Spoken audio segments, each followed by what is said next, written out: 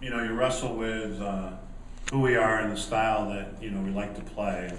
I think we stayed true to that last year, as much as we could. I think some staffs might have changed and tried to be slower, take a little, if anything, maybe stall the ball, be more disciplined with it. But we knew we had a young group and we had to grow, and they were going to make mistakes. And the game starts with a face-off, so that we're hoping with the new guys coming in, and especially Daniel coming back with the experience being a junior now, we hope that we're going to get more possessions. We're working with our wing play on that also. And I think, like I mentioned earlier, I think just the group in general, offensively and defensively, with the guys we have back, we're going to be more experienced at the start of the season than we were a year ago. John, do you think the rule changes are going to speed up the game? I think they're really a step in the right direction. Things like the face-off, where guys were always jumping the gun. Now you can move early twice, and then it's going to turn into a penalty. So I think that's, if the officials enforce it, that's going to help the game. I certainly like the idea of a 30-second clock after you're warned. They're going to be, most substitutions are going to be on the fly. I think you're going to see less dead ball clearing situations. So I think teams are going to be encouraged to pick the ball up right away off the sidelines and go. I think we're going to get quick whistles as far as that's concerned. So I think it's definitely going to help the tempo, and having that 30-second clock, I think, is a step going towards a shot clock in the future. And a year ago you could be called for stalling, but as long as you kept it within the box, within the restraining line, there were no repercussions. We saw a couple of years ago Maryland holding the ball, being warned, and holding the ball for almost 5 minutes at a whack, in a 15-minute period. That's a long time. So I think they're all pretty much a good step in the right direction. I think it will speed the game up. Yes. It seemed to benefit your style of play. And what adjustments do you have to make, if any? What do you think during the preseason? There's so much that's put on the officials, and from the early jump in the face-off to when do they call stalling. They're going to have to determine whether a team is stalling, and then you're going to have to look at what our team is going to do with 30 seconds left. Is the defense going to jump into a zone defense? And now you've got to have some quick plays ready against the zone, which is easier said than done. A lot of times if a team's playing a zone defense, you really have to work it, take your time, and work for good shots against it. And I'm not sure 30 seconds is going to give you the ability to do all that. So you've got to practice that aspect of the game, and whether in man-to-man or zone.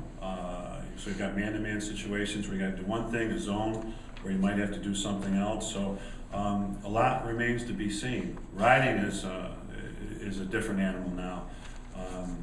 Before there'd be a dead ball and teams are set up and they're clear, and you can kind of scout that and set up rides against it. Now it's going to be scouting teams, how they break out. It's a quick whistle. You're not going to be able to get that sub to get your long stick on to ride, or defensive middies on to ride. So a lot remains to be seen, and I think that's, as the game goes on this year, there's going to be a lot of adjustments from other teams, just watching what other teams do and adjusting accordingly. Obviously, he's got to learn a new system, but how much of an impact do you think Nicky Glasso can make right away? He couldn't practice yesterday because he had to get paperwork done, compliance and physical. We had him this morning for a little while. I had to go on an ACC conference call at 11, so we watched him. He looked to have a nice step to the goal. He looked pretty athletic. And I think we'll see as time goes on here. We hope so. If you looked at him coming out of high school in his freshman year at Carolina, he did some great things. So we're really hoping he can pick up where he left off there, coming back healthy after the injuries that he had last year. Coach, with some of the struggles in the face-off last year, we saw Brian McGill come in and take some of those face-offs. Are we going to continue to see that this season? It's an option. I think we're going to be better at it this year with the guys we have. But it's certainly an option for us if we feel it's. Sometimes it's a matchup issue. Certain guys do well against certain type of face-off men. We might see how the ball's coming out, even if they're winning. Where's the ball coming out? Maybe we put Brian up there just because of positioning and his ability to pick up the ground ball, and he is an offensive threat too if he comes up with it. So it's a lot to ask of him athletically, but he's up to that challenge. We hope that Plan A is going to be more effective. Do we see Brendan Conroy at that face-off position, the freshman transfer? Again, first practice today, and I think we're going to do some more face-offs this afternoon.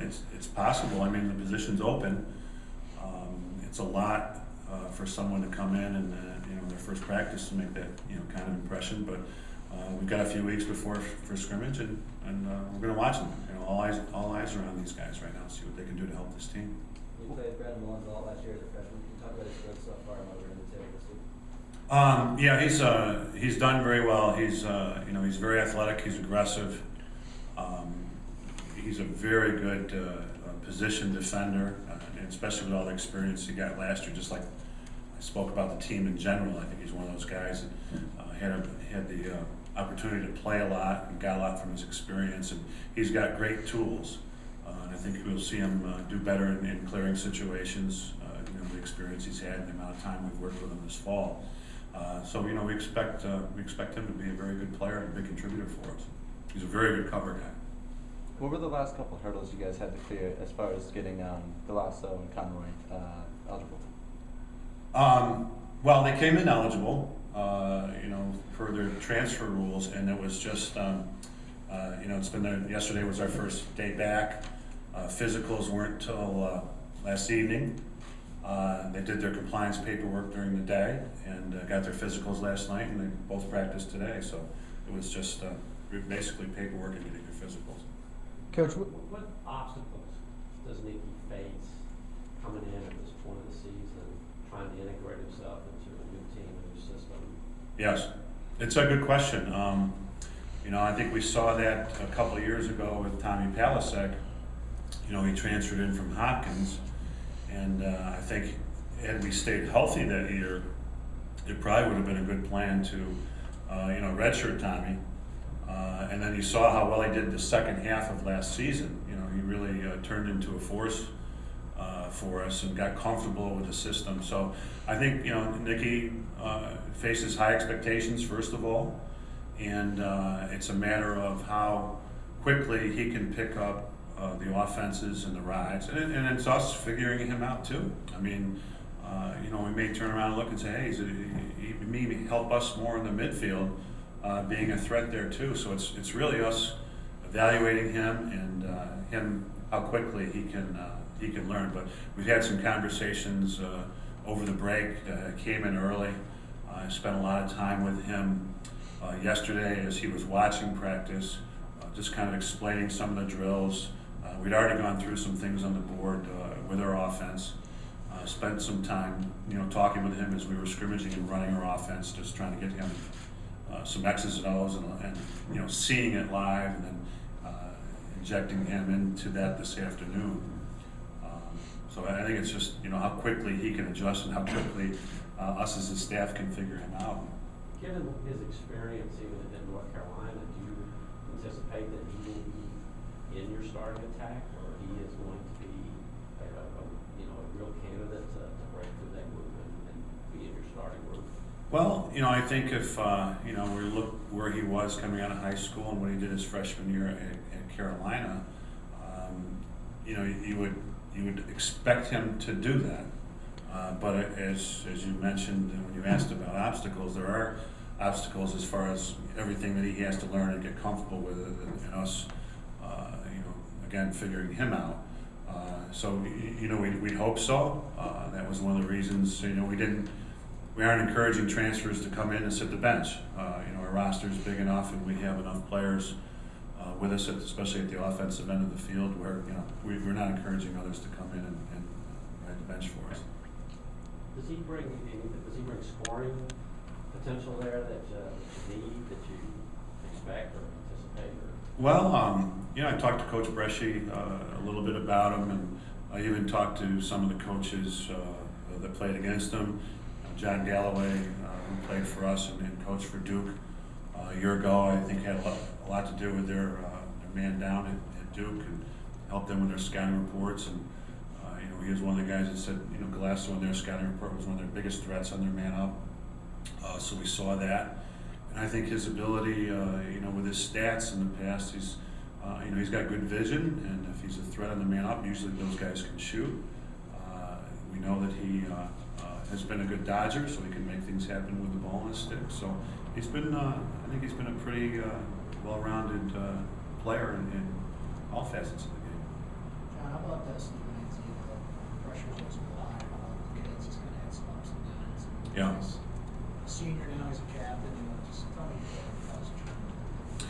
Well, I think everybody, as players mature at different times, and we have different guys over there. I remember Chris Daniela wasn't until his junior, senior year, all of a sudden he came out of nowhere. He was a kid that we looked at, he was a freshman, thinking he's going to have a tough time making this team, and all of a sudden he's one of our best players. And I think Steve, first of all, has played different positions at Syracuse. I think we looked at him more as an offensive midi early on, and with Kevin Drew and Harder and some of the guys we've had at short stick, we had needed the other guys to come around, in that position. And then we just saw him, physically, he's a big, strong kid with good speed, and he's just one of those guys that was going to get out there defensively for us right away. I mean, it's a very important position. And we feel he's a threat going from defense to offense. If we come up with the ball at the defensive end of the field and we clear it, or we get it to him to clear it and run it out, and he's got the ball on his stick going against one of the other team's offensive middies that hasn't played a lot of defense, he can be a threat going to the goal there too. So he's just really grown up for us, and for the guys, I think it says a lot. We have our guys vote for captains, and we've pretty much let the team determine who the captains are. So for this guy to make that kind of turnaround, and all his peers to vote him as one of the captains this year, I think says a lot also. We're expecting good things from Steve. Coach, what's the attitude been on this team this preseason as you guys try to sort of get back to that elite level? Well, having 2 practices, they've come out, very excited. We had our run to open up practice yesterday we had our run a little bit earlier before practice, and very high on the guys coming back. I thought a high percentage of them came back, made the runs, and so that in itself says they've been working in the off season between where we were in the fall and where they are today. So we were very happy with all that, and they're very excited.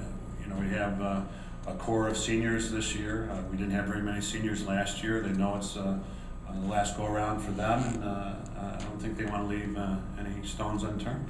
And moving to the ACC next year, how important is it to reestablish you guys as one of the truly elite programs in the country? I don't know if it really matters that we're going into the ACC.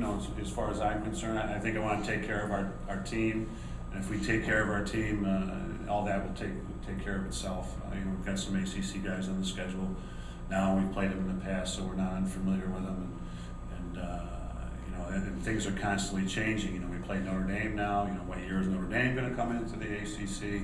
Maryland's leaving. What year is Maryland leaving to go to the Big Ten? So this thing is constantly changing. I was on a conference call today with the ACC just talking about the ACC format, the tournament format going forward, with 5 teams, with 6 teams. So there's there's a lot of balls in the air still, but I think to answer your question, I think we just have to take care of ourselves. And, whether we're in the Big East this year or ACC next year, that will take care of itself.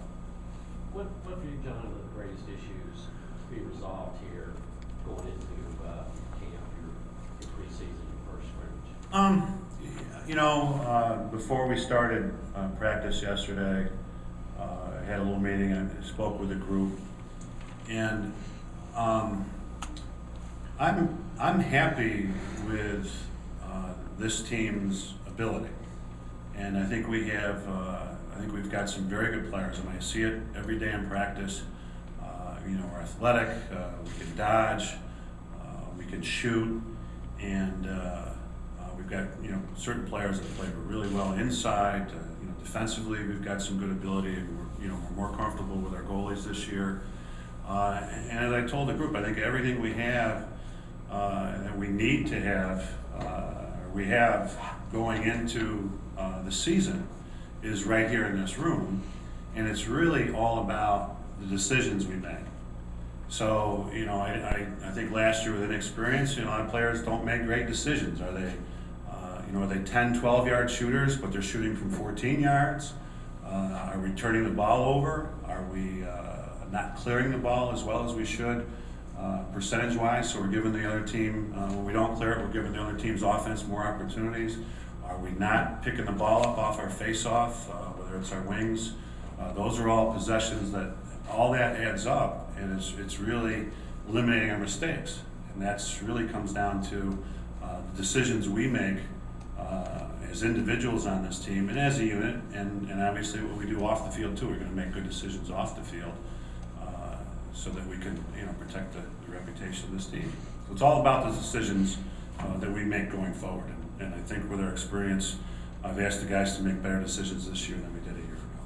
Coach Jojo Brasco wearing that 22 jersey for the last time this year. Mhm. With a lot of losses on offense, seems like you guys might need him to score a little bit more points this season. Talk about the expectations for Jojo last year. Well, you know, wearing the 22, and I think a lot of teams scouted him as maybe our biggest threat a year ago to go to the goal. So I think other teams' scouting reports and their staffs, knowing this, they were very quick to slide to JoJo, even when he had the pole. So it's, you know, do we need him to score more? It'd be nice if he could score more. I don't know if the other team's going to let him score more. So he's going to have to kind of take what the other team gives him. If he's got good shots, we certainly encourage him to take it. And if they're quick to go to him, he's going to have to move the ball a little quicker and make good decisions on where he passes the ball when he's being double teamed.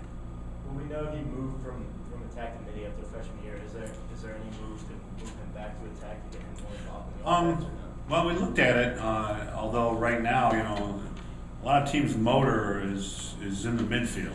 You know, that you know, a lot of teams will, you know, their whole offense is dodging short sticks. And that's not our whole offense, but, you know, a lot of it starts there because you tend to create more sliding situations for the defense. And, as a result, somebody's open somewhere on the field. So, you know, and we want to make sure that, you know, we really get a midfield out there that's going to have the ability to take the short sticks and make good decisions with the ball. And then with, you know, with Nick coming in, you know, is it really going to, you know, is it going to help us to move Georgia down and create more competition with the attack? And, you know, our goal really is to get the six biggest offensive threats out there. And if, you know, 4 of them happen to be attackmen, then one of them probably going to play in the midfield. So it's, we're trying to figure that out, and a lot depends on, you know, what Nick's going to do for us. You mentioned how you're more comfortable with the goalie situation this year than last year. Can you talk about when you first knew that Bobby had star potential and could be really the key piece for you? Well, I'd like to think we knew he had that coming out of high school. You know, he was very highly recruited. I'd seen him a bunch. I'd seen him a little bit as a sophomore.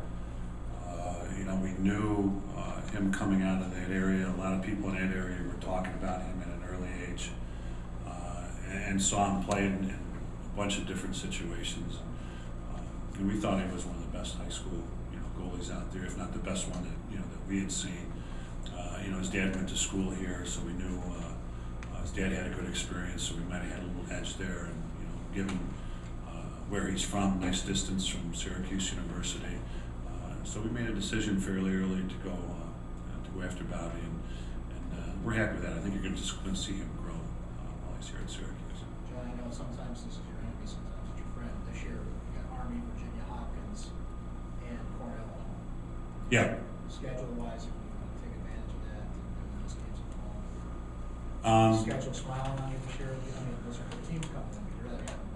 Yeah, I think so. And you know, last year was a lot to ask again with that young group to go to their place. So you know, they have the experience against playing against teams like that. And you know, here we are in our first week of practice in the Carrier Dome. You know, for to even get more comfortable with this place, and you know, we hope that's going to hopefully make a difference for us in those games.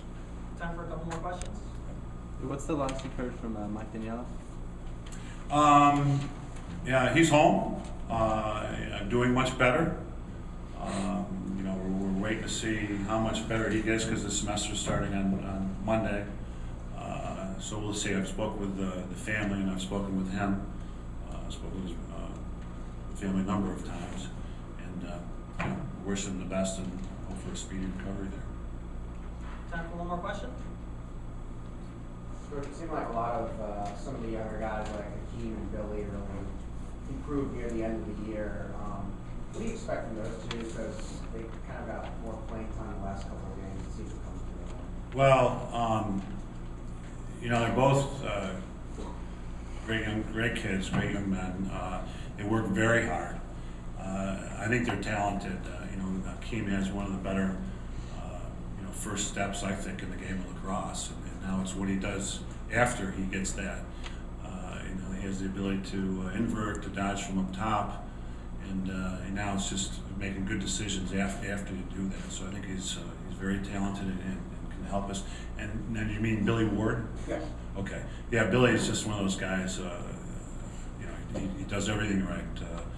He's great off the field. He's good in the classroom. You know, he works very hard. He's the guy that comes early and leaves late. So you wish him the best. And he's had a very good fall. He's quick. He's got good change of direction. He feeds the ball. He moves well off the ball. You know, he's shooting as well as he has since he's been here at Syracuse. He started for us in the fall at the attack position. So you know, we're hoping he can really help us this year. Yes, I do miss Doug Marone. And he was you know, when he first got here, spent some time with Doug, and you know, we talked about Syracuse University, the team, and he was very happy to be back here at Syracuse. And, so he's been a good friend to me. He's been great to the men's lacrosse team, and we wish him all the best. You know, I wish him all the best. And yes, we're going to miss him, but I think he's going to do some great things in football here. Who's the new coach?